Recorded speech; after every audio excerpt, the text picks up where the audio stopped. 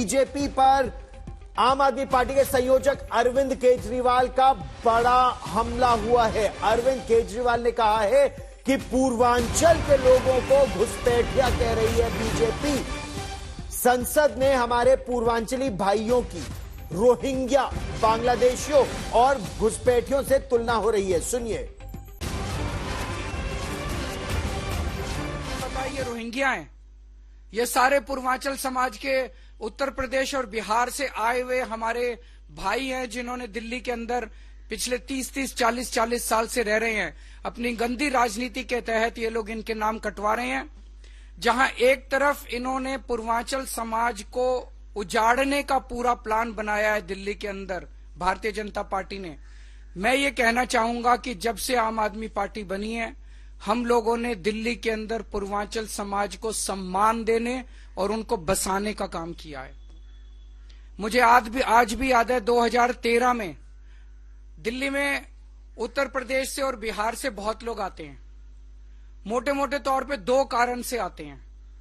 एक नौकरी की तलाश में आते हैं और एक स्टूडेंट्स आते हैं, पढ़ाई लिखाई करने के लिए आते हैं। अक्सर गरीब तबके के और लोअर मिडिल क्लास के लोग आते हैं। जब वो दिल्ली आते हैं उनके पास पैसा नहीं होता, गरीब होते हैं। दिल्ली में किराए बहुत ज्यादा हैं, इस वजह से वो रेगुलराइज्ड कॉलोनीज के अंदर, बड़ी बड़ी कॉलोनीज के अंदर किराए पे मकान नहीं ले सकते, तो वो कच्ची कॉलोनियों में जाते हैं और कच्ची कॉलोनी में या तो कोई घर खरीद लेते हैं या वहां पे किराए पे रहते हैं, क्योंकि वहां पे सस्ता है। कच्ची कॉलोनियां जितनी हैं दिल्ली के अंदर, 1797 जो कच्ची कॉलोनियां हैं, इनमें आप देखेंगे 80 से 90% रहने वाले लोग आपको पूर्वांचल समाज के मिलेंगे। आज भी मेरे को याद है 2013 का चुनाव।